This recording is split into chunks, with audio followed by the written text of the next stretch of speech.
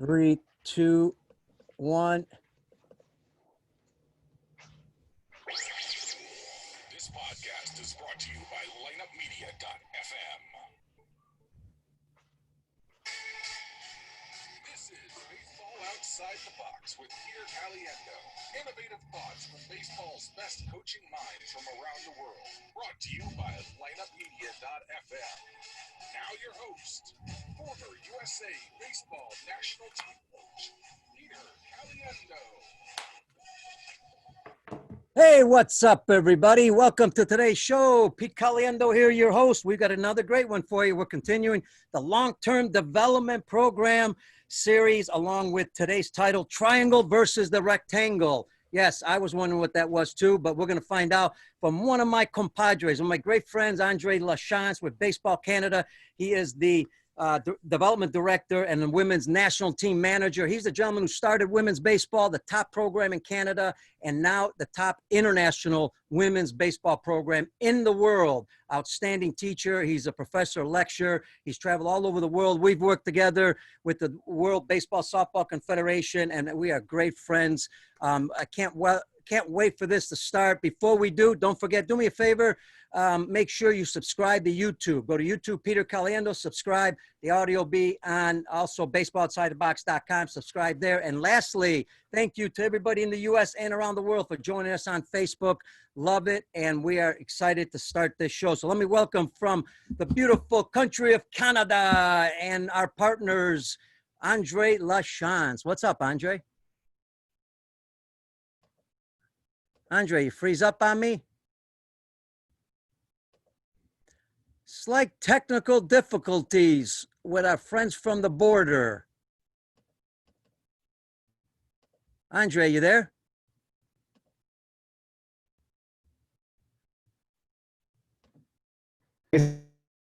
Andre, hang on a second. Hang on 1 second. You there? I'm there. Are you there? Yeah, we had a slight problem. We froze up, but we can edit that part, so no problem. We're still live on Facebook. And we are with Andre Lachance from Baseball Canada. What's up, buddy? How's everything? I'm good. How are you? It's nice to be on your show. And good job on putting so many good information out there for coaches since this pandemic started. Well, I appreciate it. And listen, we've started with, we got the leadoff hitter, Jeff Crochelle, the crusher, also with Baseball Canada. And then Tom House, and, batting second. And now we've got the man behind, the long-term development program with Baseball Canada, the number 3rd hitter.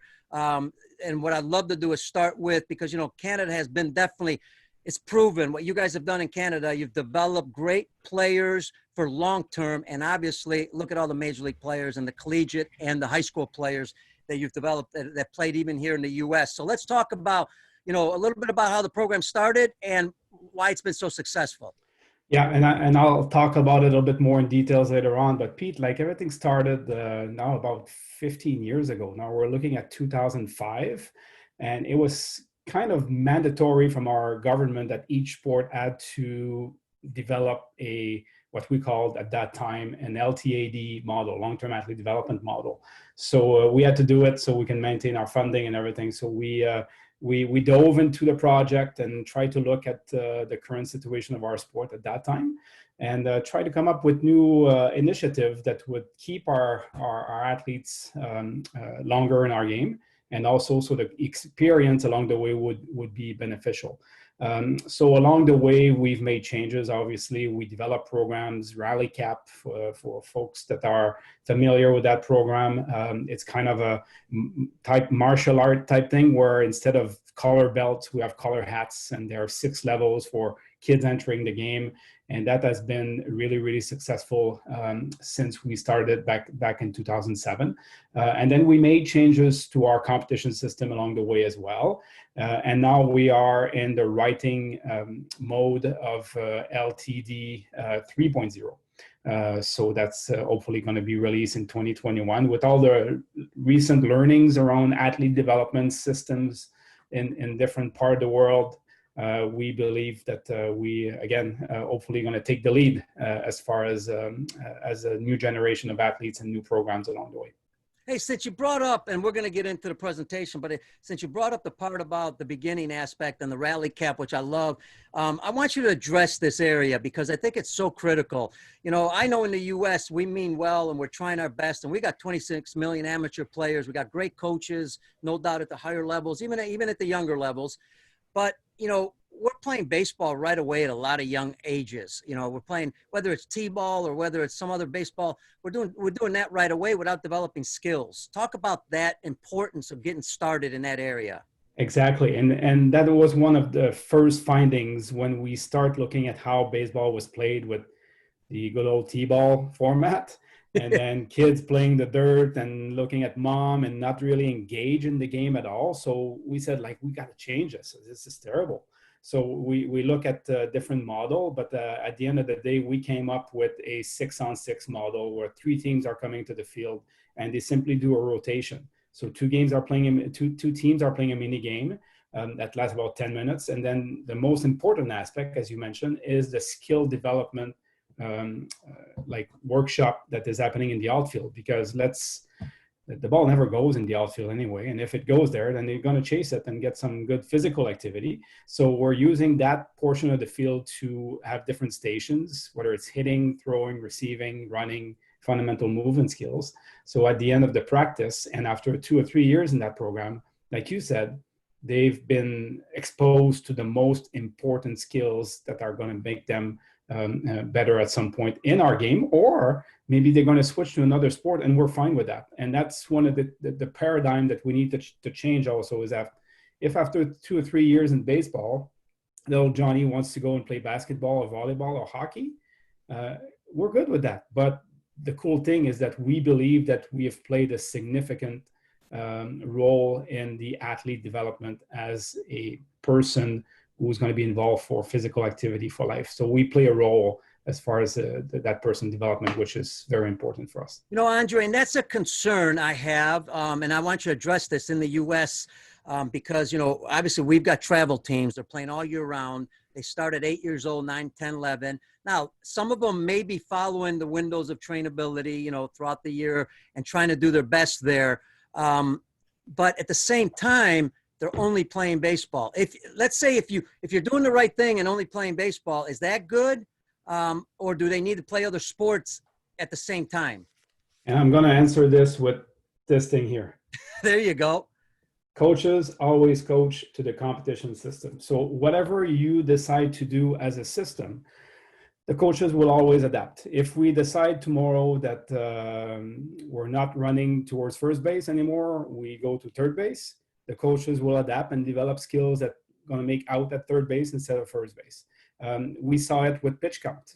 When we had pitch count for the first time, coaches, well, you know, like, we don't have enough pitcher anymore. Well, guess what? You need to develop more and have a multi-position approach. So that said, if you change rules for the benefit of the athletes, the coaches will always adapt. And that multi-sport thing that you mentioned is becoming trendy. And there's all kinds of research now that are showing the benefits of playing multi-sport. And we're not saying that we're preventing kids from playing baseball like on a longer period, but we need to find a system where they're going to develop other skills. So when they cannot play baseball anymore, or they don't want to play baseball anymore because of different life circumstances, then they could be active for life in playing volleyball, hockey, or whatever sport they decide to do when they become parents. And as a society, that's something really important. And we all have a role to play in that. It's not only about us, our game, but it's about the sport experience that we're building around people. You know, I was thinking when I was in college, some of the best players, they hadn't even practiced with our baseball team yet, but because they were playing hockey with the university team, they'd come in and they'd hit much better than I did. And I was practicing for 2-3 months. Yeah. So, you know, you see the interaction of the skills, how much it helps. I'm assuming the younger you are, the better. Yeah, and same thing, like you got coaches also, the only thing that they've seen is how they were coached growing up. So another thing that it's important, I'm going to flash some of them at some point. Yep. So kids are not mini adults. So they have their own different needs as people. And sometimes coaches, they don't see a difference, and they're coaching kids as they would coach teenagers or adults. And like you said earlier, you mentioned the windows of trainability. So at each stage of development, there are some key needs of the athletes that coaches have to be aware in order to address them properly. You know what? And let's start with that, because one of my questions, I want people to know this. We keep talking about the importance of coaches development, coaches training, coaches education. I see it as an extremely important thing. So Baseball Canada has been pretty successful at this. So give us an overview of your coaches development program, how it kind of operates and the success it's had. Right. So I think the main component of it is that it is mandatory. So regardless of the sport in Canada, in order to be part of the sport environment, you need some sort of training, which is called in our world the NCCP program, which stands for National Coaching Certification Program. And each sport has to develop their own pathway, targeting the different types of athletes that coaches could see and meet during their journey as a coach. So that being said, we have some sort of a blended learning approach where some of the training are e-learning, so you go online at your own pace, and then you go to in-person training where you meet other coaches and then you share and then you discover whether it's pitching and catching, base running, and all those skills that are associated with baseball. But I think the main component of our program is our evaluation, because in order to be certified, you need to be evaluated. So what I mean by evaluation, you need to complete a portfolio. So you need to submit a practice plan, a season plan. You need to prove that you master some competencies in detecting, correcting performance, and making good analysis. And then we're going to send you an evaluator at your practice and at a game to assess your competencies of dealing with a practice and a game. And then only then you're going to become certified. And that's not finished, because we kind of embrace what they say in Japanese called Kaizen. And Kaizen is continuous development. There you go. I want to show you my shirt. I'm ready for that, because I was looking at your Twitter and you got on there Kaizen Believer. Exactly. So Kaizen means that you're always looking for new ways to be more efficient in everything that you're doing, right? So that being said, so if you embrace that mindset of being Kaizen, so you're always looking for something new. And in our coaching education world, it means that once you become certified, you're not certified for life. You're certified for 3 years. And during those 3 years, you need to accumulate what we call professional development points.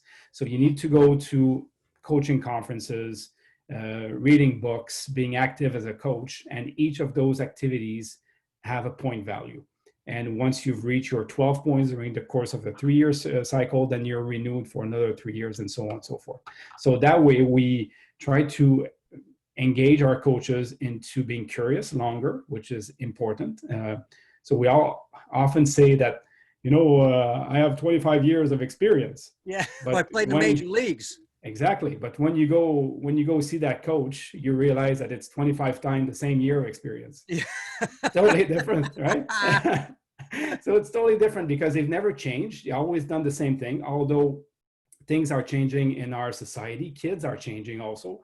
The environment is changing. Technology is changing, but they're still doing the same practice that they did 25 years ago. And they're wondering, this one here.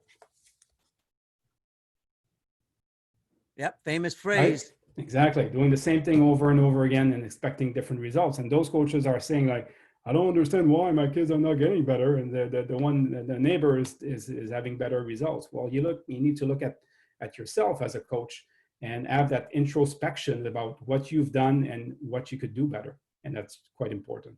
Love it, love it, love it. And I'll tell you this, also remind the folks that most of the coaches in Canada are also volunteer coaches.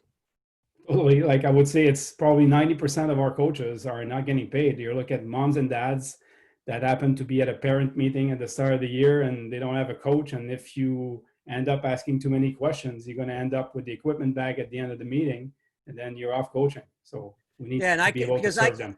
because I can see coaches out there saying, wow, I don't have time for all this. These guys must be full-time people. No, but you gradually develop them, but it's a continual process. And that's, I think, the education is important when you're constantly educating coaches all the time.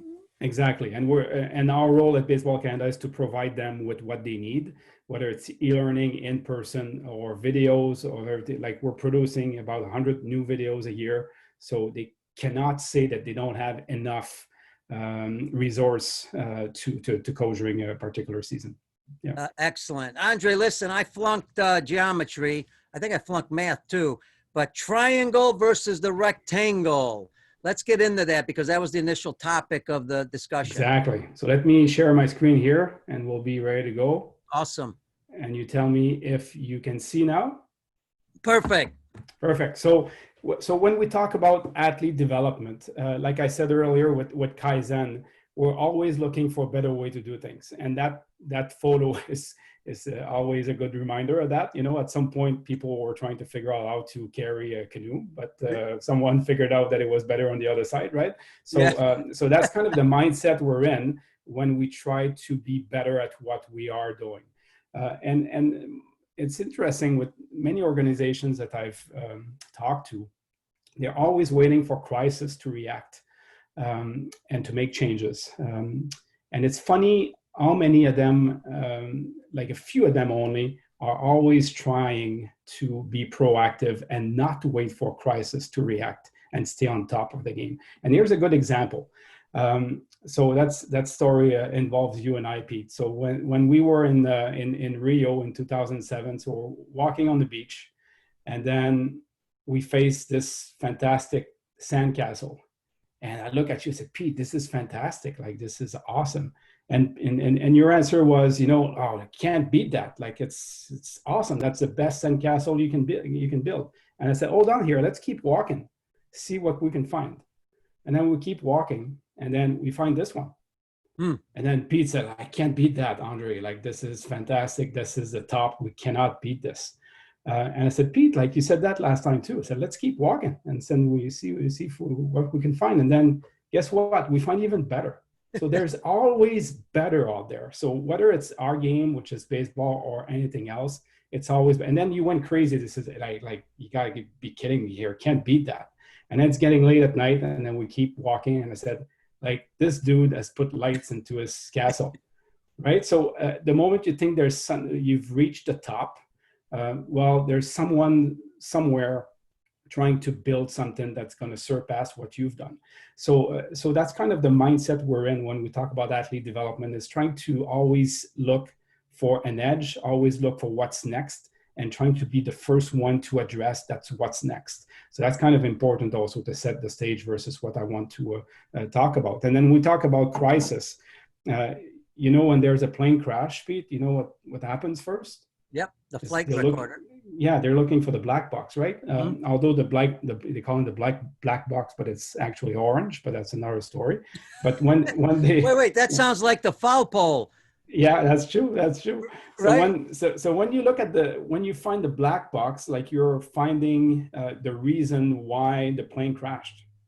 So throughout the presentation, I'm going to ask you, and I'm going to ask people watching the presentation to open their own black box before it crashes. So look at what you've been doing right now over the last couple of years, and see if you can do things better before it crashes, before you get to a crisis management, which it's not what you want. And most resource, you have all the resource already with you. And most of the time, it's not about resource, it's about making bad decisions. So this dude here has got all the resource, he's just making bad decisions. So it's like I said, like, you can find resources everywhere to make your program, to make your coaching better, but you simply have to make better decision. Okay, don't be like this dude, for sure. Andre, what's an example of something that you looked at and said, we need to do this better, and then found the way? Kind of, how did you find that way to make that change? Right. Well, first thing, I think you need to be open to look at what other sports are doing.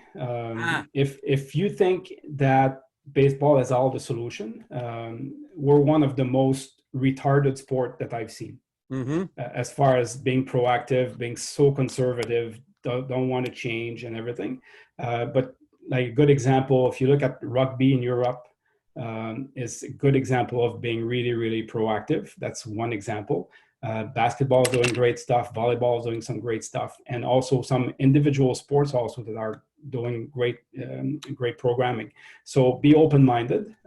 And what I like to do is like you can steal ideas from others. You can steal what I'm showing right now, make it your own, present it differently, and then it's going to make your program better. Excellent. And by the way, shout out to our friends in New Zealand, rugby, the All Blacks, great book. And I got the hat just for our friends in New Zealand. So triangle or pyramid versus the rectangle. So that was kind of the title of the presentation. And that represents most countries' athlete development. So whether you're a triangle or you're a rectangle, then you're gonna figure it out after this quick presentation. So if we look at the first one here, if you look at the pyramid, and at the bottom of the pyramid, you got 1, 2, 3, is like 7 athletes that are represented by a letter. And at some point throughout the course of their journey to sport, they're going to get out of the pyramid. They're going to get out of the triangle. Only a few, like athlete A, will end up at the top. So along the way, lots of them will be lost. Versus the rectangle, where we can find a way for everybody to be kind of involved. So while the first one is more about exclusion, our model is more of an inclusion model. So if you look at the bottom, so I can explain it a little bit, the first 3 stages of development is your foundation. So from the age 0 to 12-ish, this is where we want to build what we call physical literacy. And physical literacy, if you see my camera here, it's your toolbox. This is what you're going to need at some point to do whatever sports you want to do. So it's your balance, coordination, agility, and movement pattern that will help you navigate through different sports.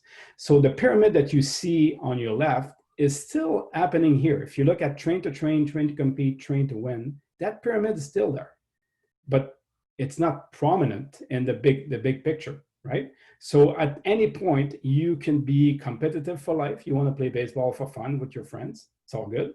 You could be fit for life. You want to do boxing lessons later on. You can do that. You could be active for life. You can become a volunteer, drag the field, do some umpiring, and so on and so forth. So there's a place for everybody. So while the first one was more about exclusion, the second one is more about inclusion. While the first one talks more about short-term goals, we're more about long-term. When I say about long-term, we're not only talking about what's going to happen at the game next Friday, but we're looking at the journey in general. So how can you be a good athlete for a long period of time? So that's kind of an important aspect of our sport also. And along the way also, you can always have success in your sport. In the pyramid, it's straight.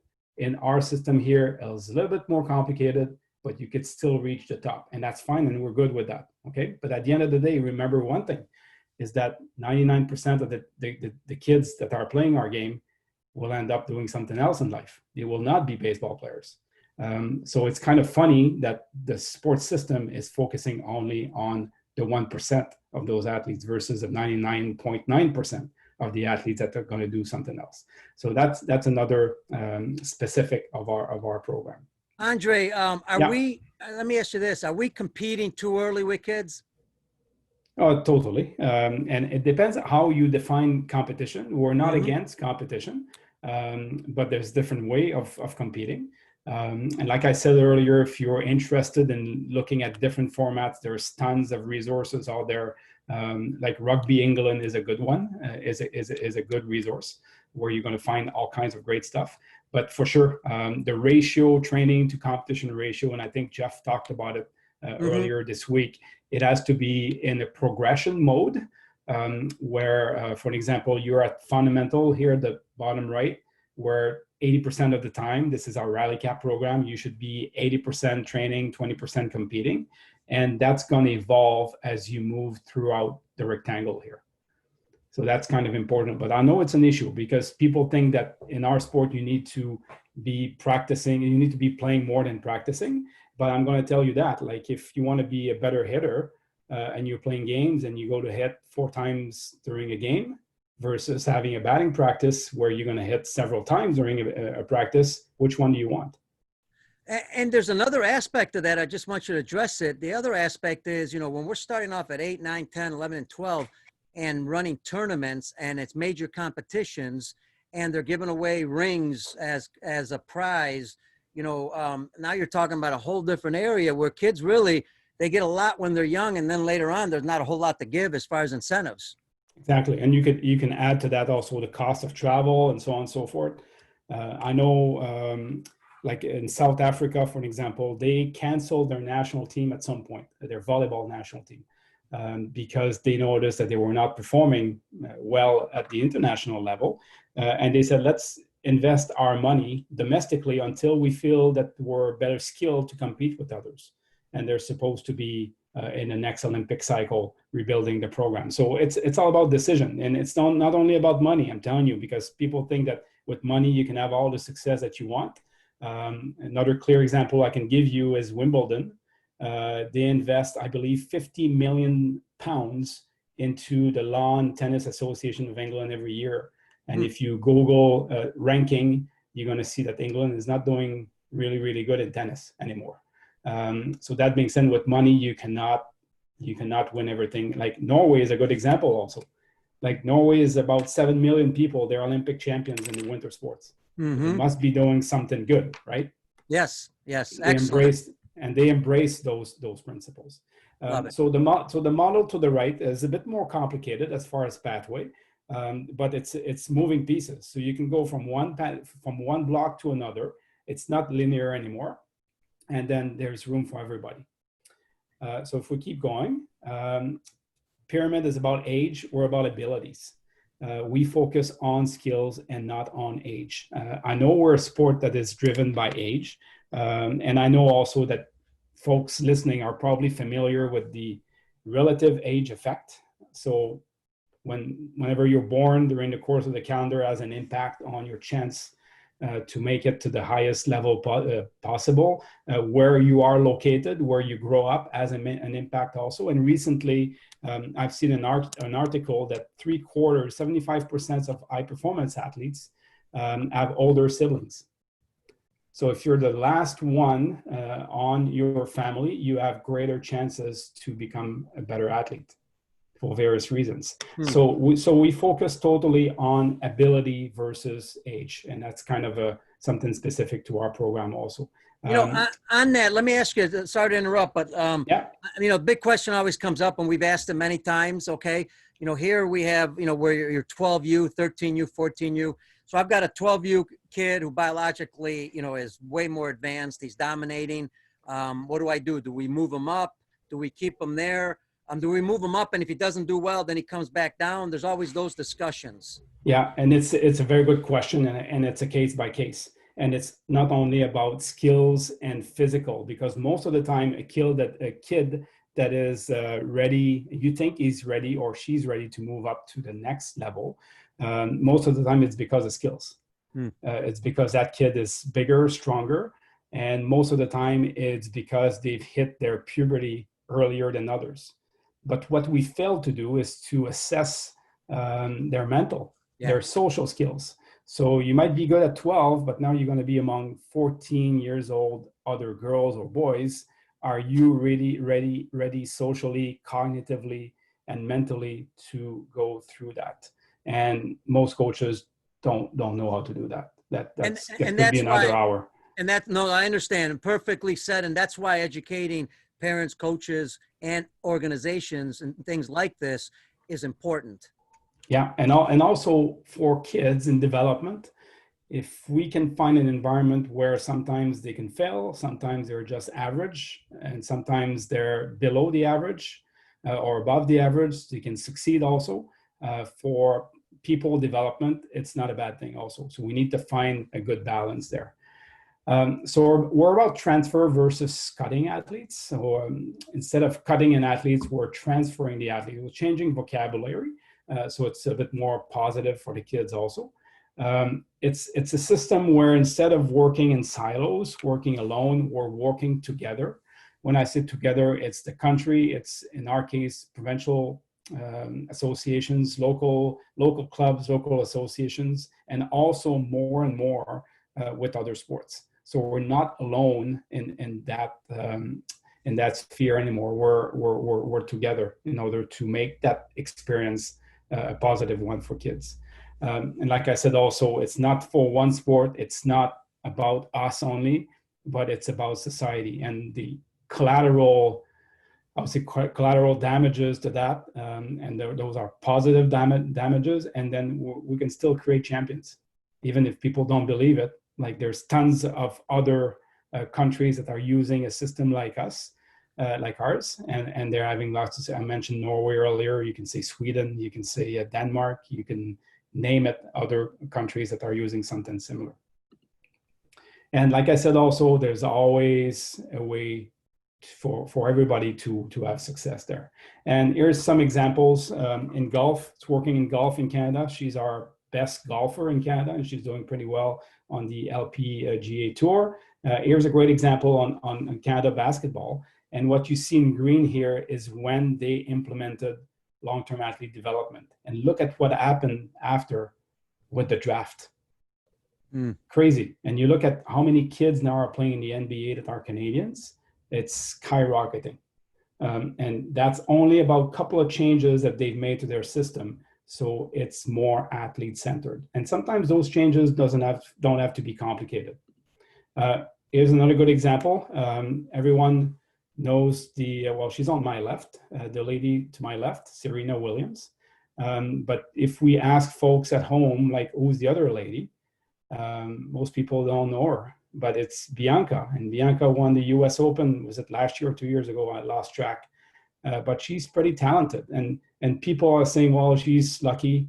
In Canada, they don't have lots of good tennis players. But you know what? Like, if you look at this guy here, look at this guy here, look at that lady here is going to be really, really good. We do have lots of great athletes coming up the pipeline.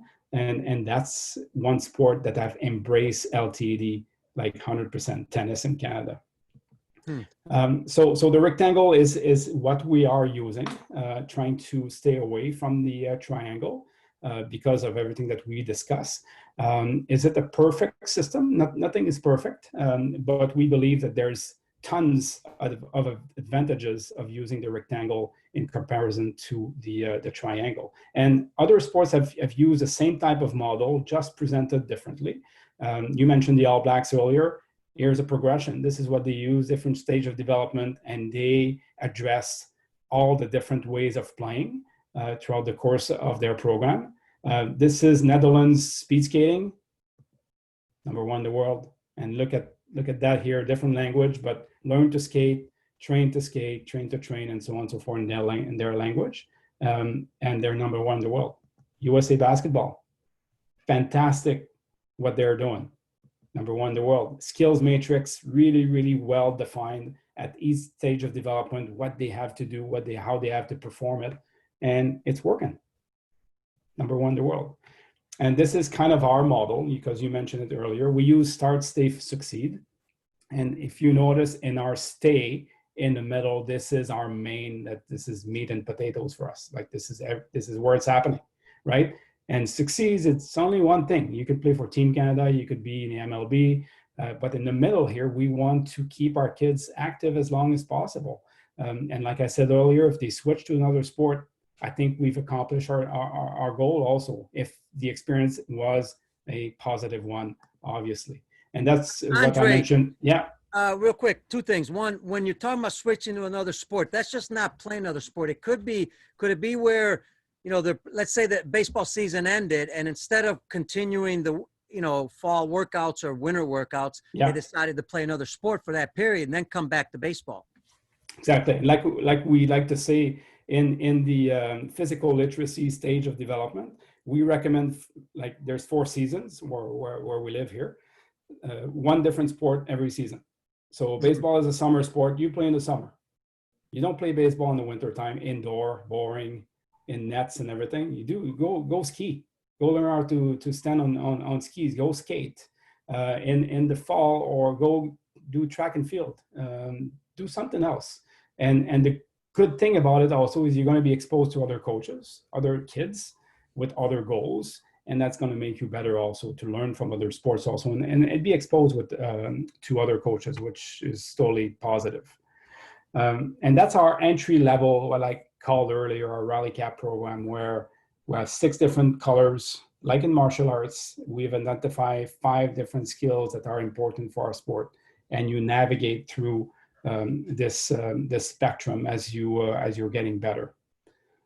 And we have evaluations and all kinds of different things there. You know, Andre, since Yeah. we're at a point here, let's take one question from Facebook. Please. Where, you know, if you have a kid that's interested in a particular sport, but they don't have the ability to handle or manage that particular sport. Now, they're not talking about what age here, but I guess do you help them navigate through that? But we really don't understand the skills of the player yet, because those change, every month possibly. And that's why we need quality programs. So a program like Rally Cap welcomes everybody regardless of the skills. And that's kind of what we're trying to have as our main principle for LTD 3.0 is anyone can develop if they want to come. So there's room for everybody. So if you feel you don't have the skills, well, it should not be a break to not register. And when we talk about perception, and that's another thing we're working on also, when we ask people, what do you think of baseball? What do you think are the answers that we're getting? It's boring. Boring. It's long. No action. Mm-hmm. If you can't hit, you won't have fun. Those Right. type of things, right? So if you're running a baseball club or local baseball associations and you're not addressing those outside perceptions of our game, you're missing out on tons of people that believe that baseball is boring. But if you don't change the game, like using a Rally Cap program or whatever other programs that are good out there that addresses those issues, you're not doing your job as an organization. So you need to change programs so it fits and it's welcoming for everybody. Excellent said. And I believe that's so important worldwide, and especially because you're competing against other sports that internally already have that fun. Like hockey, you're moving all the time. Basketball, you're moving all the time. Soccer, constantly moving. It's not like baseball, you're standing still a lot. Exactly. Girls are not boys. Obviously, they have different needs. And girls baseball is becoming more and more popular, not only here in Canada, but around the world also. So that's something to address as well. So we're not addressing the needs of female participants as you would do for male participants. And that's kind of important also. I know Jeff mentioned this one here, and I could talk for 2 hours about this slide, and I won't. But those sensitive periods for trainability is key, guys. Like if you don't understand this, if you're not part of this journey, you're missing the boat as far as skills development for athletes in development. It's so important. And we're talking about speed, stamina, strength, flexibility, and based on their rate of growth, you can address those. And obviously, if you're following me, my train of thoughts here, the age of 12 to 16, this is where we should have our best coaches, because this is where you make or break athletes. There's so many changes in their lives, physically, mentally, socially, that if you're not doing it properly there, like I'll give you an example. I'm an early maturer. I'm 12. I'm tall. I'm lean. I got long segments. Obviously, when I throw the ball hard. The coach likes me because when I'm a pitcher on his team and on her team, we win. So next game's going to use me again. And guess what's going to happen? At some point, other kids will become as tall as I am. I will have been overused as a pitcher. So when I get to 17, 18, because I've been only a pitcher, I cannot play anymore. My arm is finished, and then I quit sport. And that's where you see the majority of the dropout rates, and that's why good coaching is so important there. Exactly, totally. Gotcha. You said it very well. Yeah. Gotcha. So that's a good segue to what I am talking about here. It's what we call the train to train stage of development. So what you want to do there, obviously, there's all kinds of things but look at number 2, recognition of accelerated dropout and need to retain adolescent athletes. It's exactly what you just said, Pete. Recognition of multi-sport and life demand in adolescent period, and identification of special issues to address because they're going through different things. So we're still talking here, 66% of the year, you should now be practicing your favorite sport, but there's still a 1/3 of the year where you should be involved in another sport. So the multi-sport thing, as you move in the ladder, will be decreasing, and then you can make choices as far as what do you want to do with your sport journey. But there's a progression there for sure. Okay, so but that stage of development is very, very important. So having said that, from 0 to 12, so we got guys, coaches listening. We got about 4,380 days to do something with our athletes. And we just said that the 12 to 16 or 12 to 18 is very important. Between the age of 12 to 18, you got about 2,000 days to develop athletes. So what do you want to do with those? That seems a lot, but when you look at it, it's not that much. When you're looking at the way sports is organized in our respective countries. So you got 2,000 days. So what do you want to do with those 2,000 days to optimize athlete development and also the experience in sport in general? So those numbers are quite important. And each of us have to make a decision. Do you want just to plan whatever, or do you want to get organized and make sure that experience is a good one? And you've seen this one before. And I kind of summarize what we've talked about. So when you see an iceberg, there's always something emerging. So that's what you see. It's beautiful and everything. I know if people have ever seen one. It's fantastic to see. But what we don't see is what's underneath the water. And what's underneath the water is the foundation for the iceberg to stay above the water. And that's the same thing with athletes. If you want your athletes to be durable, you need to build that foundation. That's your physical literacy. That's your quality program. That's your quality coaching. So your iceberg stay on top. And obviously, if you don't, then you're going to be a little bit more fragile. And if you're more fragile, like this guy that you're seeing now, so it's just a little bit of wind, and that's going to collapse. And whether it's going to be injuries or dropout, and that's not what we want. We want our kids to stay involved in our game, right? That looks like me before I start a show. Yeah. And if you notice also, we're always talking about change. And I like this slide because it reminds us of what change is all about. And there's the equation for change. And the equation for change is that you need a vision, you need skills, you need some incentive that we talked about earlier, some reward, you need some resource. They're out there, but you need an action plan. And if you have all those things, that's going to lead you to change. But if you're missing one, for example, you don't have a vision, you have everything else, you're going to have people or yourself being confused. You don't have the skills, you're going to have some anxiety, and so on and so forth. So that's kind of important because with everything that we're talking about today, it's going to require change, whether it's how you change as a coach, how you can influence your organization to make some changes for the benefit of the athletes. So it's going to require some change at some point. So that's why I wanted to share this slide here, because change is important. Andre, when you talk about incentives, give us a couple examples. What's a good way to give incentives and maybe a not so good way? Yeah, you mentioned earlier the different rewards that we have, like it's really, really practical elements. So the way we reward kids as they progress through the sport, how are you doing it? So we're talking rally cap earlier. You get a hat when you can accomplish different things, but how is it going to look like later on? I'm going to throw something really strange at you, and people say, "Oh, he's crazy." But when you think about it, the way we score games in baseball, okay, to determine a winner at the end of the game. So what is it? It's the number of times you touched home plate, right? That gives you a winner. But who says that was the best way to score a baseball game for kids in development? So what if, and I know it's going to sound crazy, but what if there is a ground ball, 6-3 ground ball, if you field the ball properly, you get a point. If you throw the ball to first base properly, you get a point. And if first baseman catches the ball properly, you get another point. So what's going to happen at your practice? Let's change a rule. Every time a ground ball, it's 3-pointer for your team. What are you going to do, Pete, at your practice? You're going to get better. You're going to try Exactly. harder. Different skills, different parts of the game. You're going to learn more.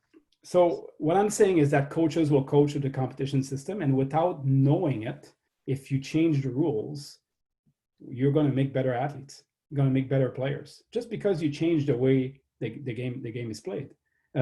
It's really difficult for a kid to catch a fly ball.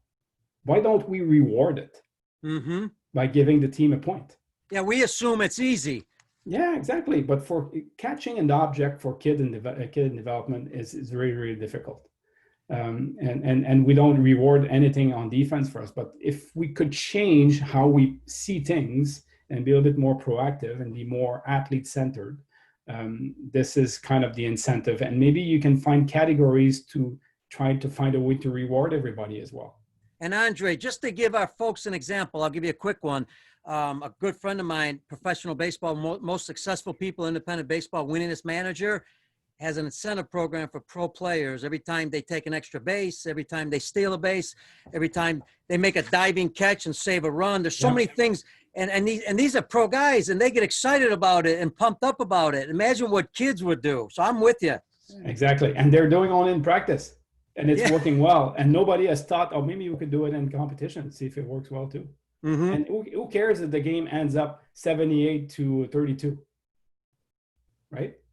But because we're stuck in our own paradigm, and that's kind of what I'm saying with this one here. Like, we're comfortable with what we're doing, but we're missing out on all the magic that can happen if we start looking at different things that is happening in other sports. And I can tell you, for an example, trampoline is in the Olympics.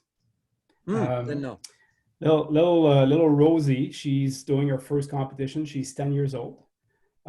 So she's preparing our little routine, and then it's really, really stressed out when it's time to go there. And then she starts her routine and she starts to bounce and do her things, and because it's her first experience, she gets really nervous and then she fails. And then the judges are looking at it, okay, like deduction of points and everything. And have you played golf before, Pete?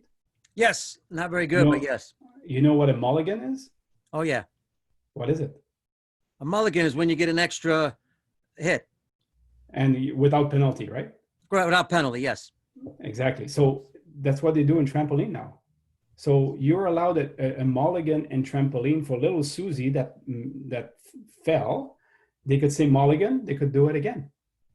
So when we talk about having an athlete-centered system where you could start stealing ideas from other sport, that's another good example. And since we're talking about change, this is a photo of the same event with 8 years difference. And if you think things are not changing, I don't know if you figured out where it was. Where the event was? Yeah. I don't know. Saudi Arabia? No, you should know. You're from there. From the U.S.? No. Italy? Country. Yeah, that's the Pope announcement. Oh, really? So Pope announcement, 8 years difference. And see the difference in technology? That's only 8 years. So going back to our 25 years of experience, coach, that never wants to change, you're missing out on lots of things that is happening. Okay, so that's a cool image of what is happening here. And along the way, also, you need to look at the different generation. And if you look at our generation right now, I don't know if you're familiar, but they're sending about 100 texts a day. Their attention span is about 8 seconds. I know I'm going somewhere else now, but I think it's important that 8 seconds here, that's the attention span of our kids right now. Yeah. They spend 7.5 hours in front of their screen. And By the way, you're telling me that you can address them after a game for 15, 20 minutes and it's going to work? Yeah. And what's the solution there after a ball game? Well, that's a really good question. So debriefing after a ball game, I see it in 3 stages. The first stages, kids are not comfortable yet at the start of the season. you could still do as a coach the debrief. Tell them, okay, today we did this well, we need to work on this, and so on and so forth. Not no more than 3-4 minutes. Be really, really clear. Once they're becoming a little bit more comfortable, that's stage number 2. You can start asking them questions. Hey, Pete, what do you think we did well today? And then Pete was going to answer to me. Well, I think we need to work on our bunt defense, blah, blah, blah. Okay. And the third step, when the kids are becoming more comfortable together, I'm going to say to Pete, after next game, you're going to lead the debrief after. Love it. So we're talking about life skills, right? Life so skills, yes. We're a vehicle to life skills. And this is application of what I've been talking about. This little Pete will go in front of the group, and I, Coach Andre, will be one of the participants, and I'm going to just monitor what's happening and helping Pete if he's struggling. Love it. That's one example. And that attention span is shrinking also, by the way, which is today close to the goldfish. And it's also for adults too, because I'm almost in that category. Exactly. So we need to be able to do things a little bit quicker, because that's how this generation brain is operating.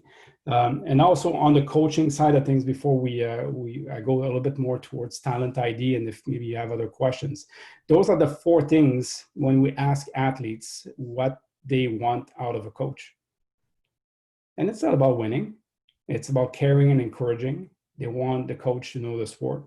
They want to be involved in the team decision making, and they don't want to be yelled at, and they want a coach to remain calm. So if coaches can only do this, we just address the top 5 elements that kids have identified of quality coaching experience. It's not about bunting. It's not about hitting. There's nothing about skills here. It's about how you are as a person. So the question is, how many times have you been working on those skills? Interesting. Ed, let's take a question since you mentioned that. Sherry Reiniger about LTAD asks, can you share what Baseball Canada has done and is doing to promote, and I believe you mentioned a little bit about this, LTAD principles through the provincial associations? Right.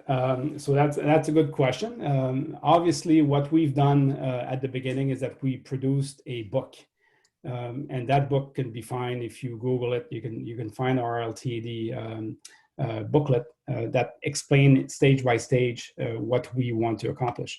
What we are doing right now with LTAD 3.0 is we want to be a little bit more practical. So we want to put together a document that is going to be a living document that you can implement things right away.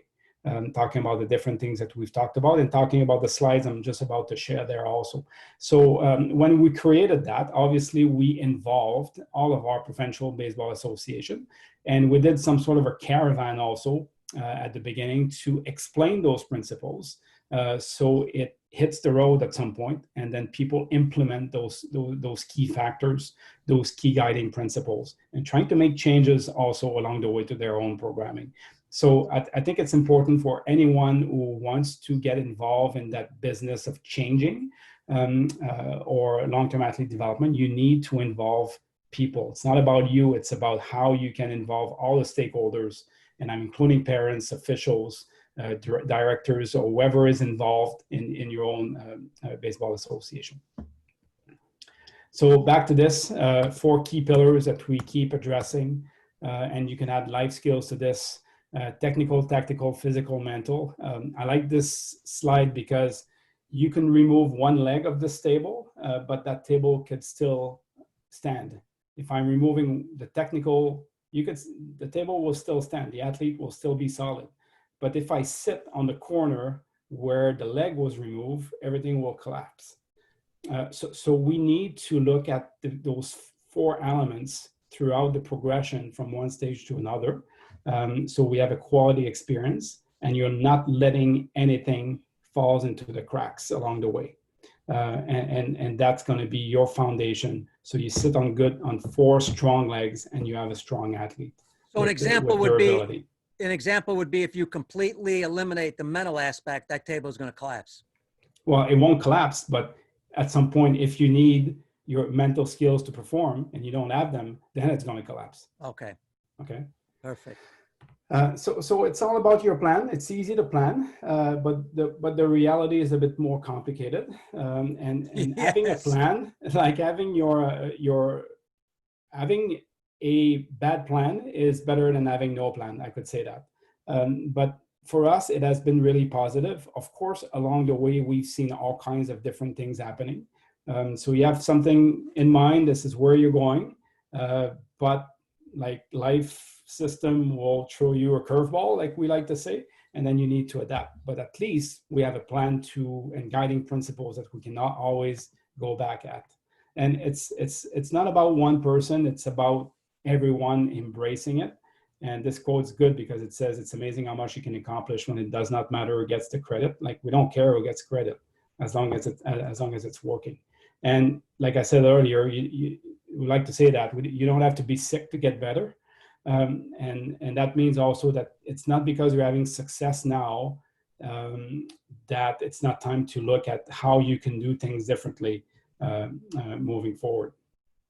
So that's knowledge and action equals zero. So with all the knowledge that we have, with all the resources that are out there, knowledge without action is kind of nothing. And I'm getting to the end before I show you one last thing. So you have a decision to make. You do it or you don't do it. There is no try. If you answer, I'm gonna, like I always say that, if I ask you, Pete, I'm inviting you to come to see me this summer, and your answer is, I'll try to go, you're telling me you're not coming. Right. Every time you enter, I'm gonna try to go, you're not coming. So same thing with organization. I'm gonna try to make changes, you will not make changes. So there's nothing in between. You do it or you don't do it. So we're all part of it. You cannot count on any other people to fix your own problem. And that slide represents exactly what it is here. So you got to be able to influence, to play a role into everything that you are doing. So that's kind of the slide deck that I had prepared for you. If we have time, I could quickly talk about Talent ID, and then we can ask questions. Yeah, no, we definitely have time. I've got a Facebook message from Ike Magnus. I thought I'd asked a question. Maybe I missed it. Where you have and maybe he might not have heard it. But when you have a kid that is looking at a particular sport, right? So we're saying we play baseball, and remember I asked, but the skills really don't match up, and the parents don't feel like he's going to be successful. But you mentioned that's how you set up the organization. If you set it up right, he should be able to play that sport.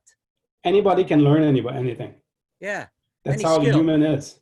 Exactly. You can learn anything. Like if you're in the right environment, if you have quality coaches also, and if you have a quality environment, we like to say it's good people, good program, good places.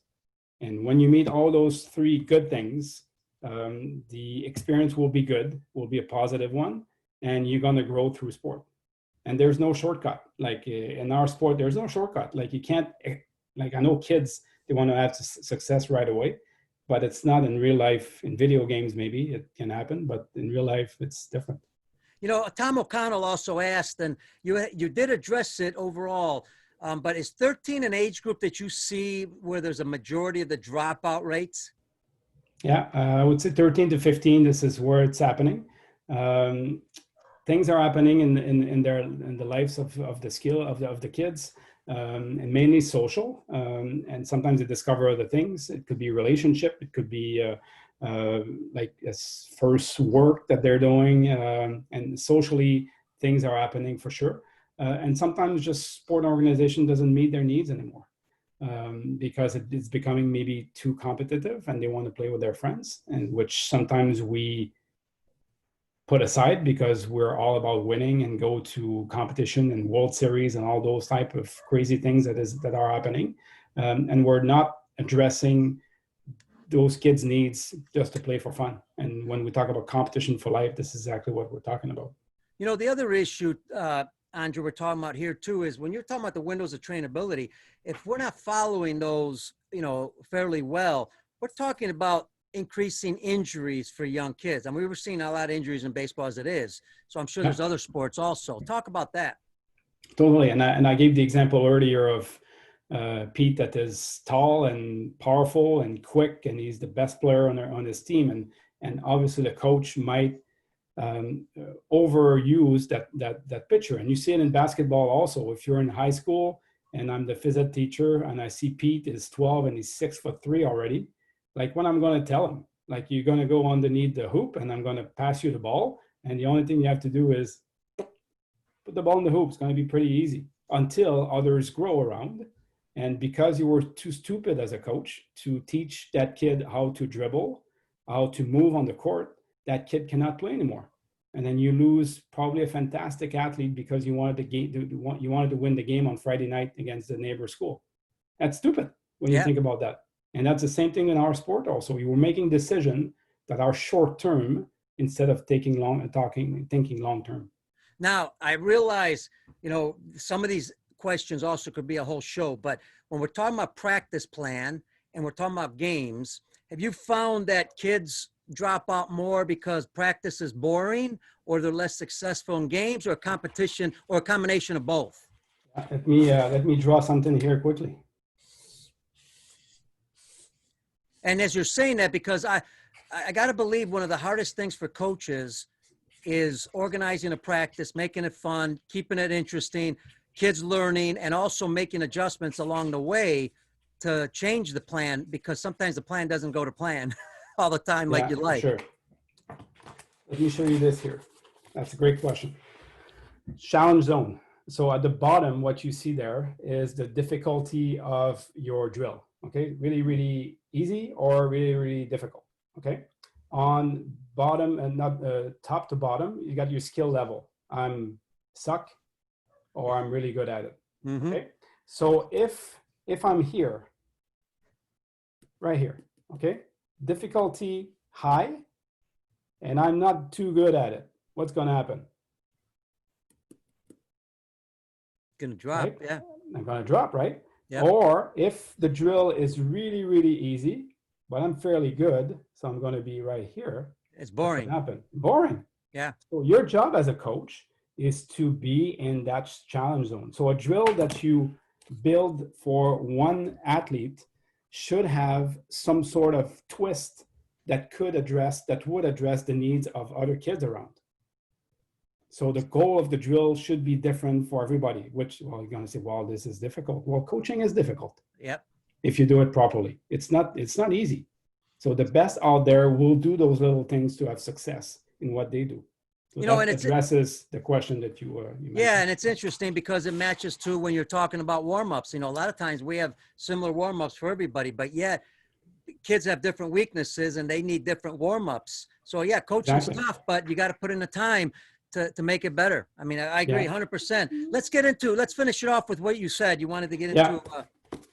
So we haven't figured that out yet. So if you look at the talent ID out there, resource research and everything, that's not something we found solution to. It's funny when you look at how scouting is done in Major League Baseball.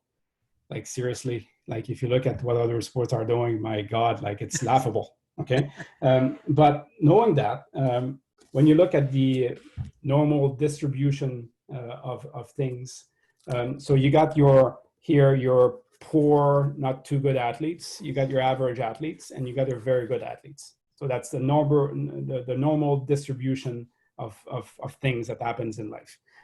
So every time we make selection, we're always picking the best, right? So if I'm this graphic is a 10-year-old program, and I'm picking the best to go to a regional or national championship.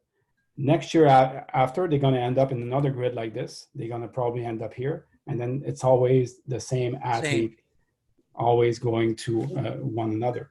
So the pathway to peak performance is quite interesting. And this is from Joe Baker, if you're interested in knowing more about this.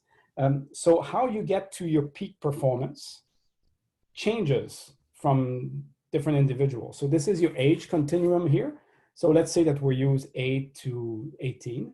So maybe I took this route here. I was always the best at 8, 10, 12, 11, 12, and today I'm still the best.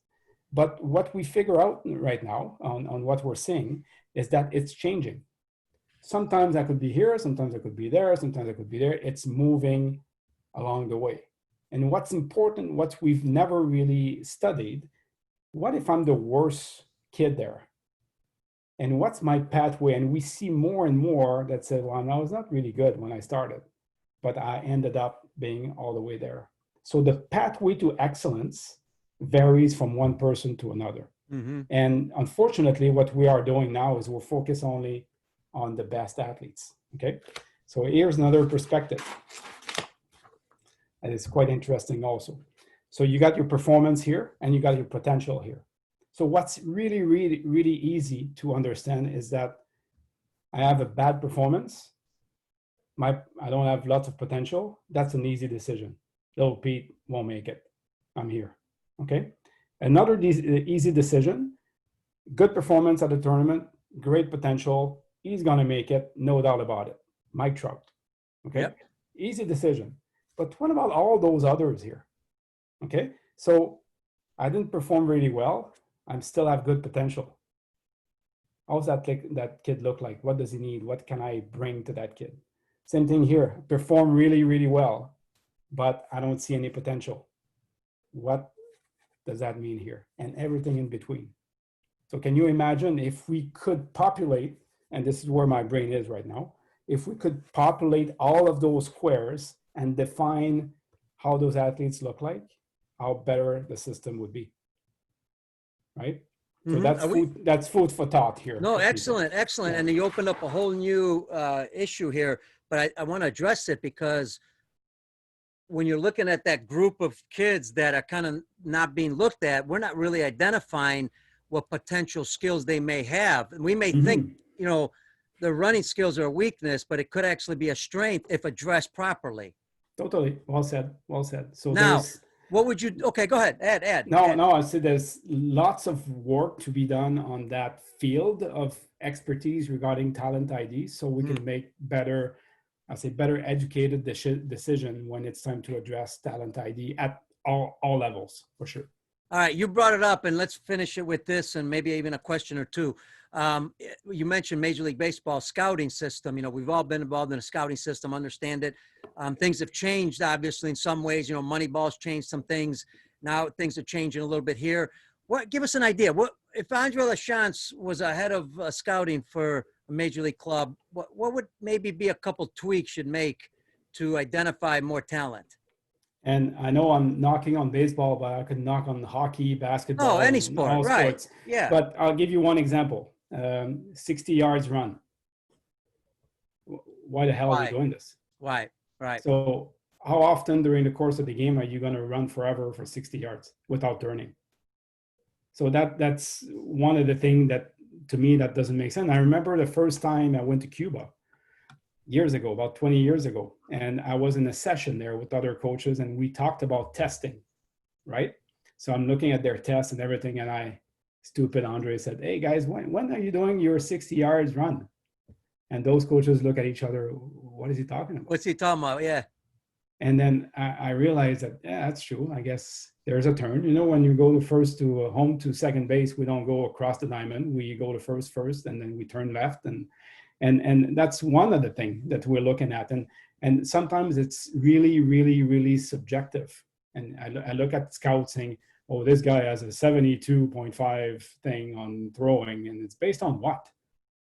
Based on your only observation. So there's lots, it's really highly subjective and low objective. And that's like, I don't have the answer, the best possible answer for you, but with all the technology that we have right now, I like to think that there's better ways of doing things. Absolutely. That would be a great thing to talk about in the next couple of years as you do more research.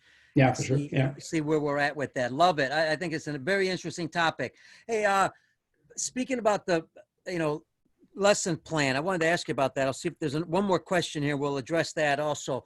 As far as the lesson plan, talk a little bit about to our coaches when they are running a practice, some of the key factors to look at to make sure that things are running smooth and kids are having fun and what we just talked about.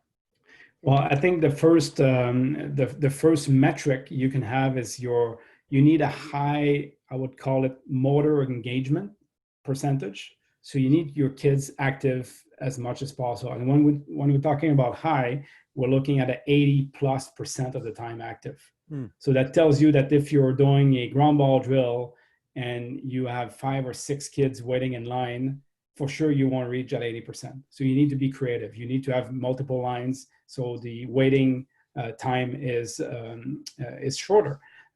Your transition. On the Yeah, flip side, you also don't want then the 95% or 100 where they're getting too tired, is what you're saying. yeah, yes, for sure. But at the same time, when you think about that, and think about it next time you see it. Look at a Major League Baseball game, 1-2 count, and then the batter hits the ball down the line, starts running really fast, and then the ball goes foul, comes back to hit after. Yeah. I guarantee you most of the time it's a strikeout. Why? Mm. How often do you practice hitting when you're tired? Yeah. Think Good about point. that. So I've started to do that in BP. My last round is you hit the ball, you run, you come back right away and hit again. So reproduce what can happen during the course of the game. So like you said earlier, you don't want them to be too tired, but when you are too tired or a little bit more tired, what happens to your brain? You need to focus more on what you want to accomplish. And when you focus more, you are working on the mental skills at the same time. Excellent. Great way to show coaches how you're actually making those adjustments. Love it. Yeah. What else as far as the when running a practice? Anything else that kind of coaches should look at? Well, trying to think here. So I think safety remains something really important nowadays. You need to have a safe environment for your kids to perform. And like I said earlier, I think if you can consider those two elements, like the challenge zone is one important thing, and what I just described, also the motor engagement, and I would add to that also feedback.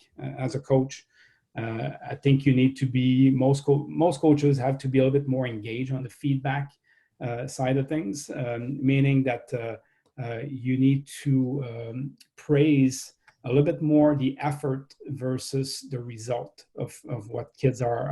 And again, you can find all kinds of great resource science about the positive effect of feedback that is targeting effort versus result.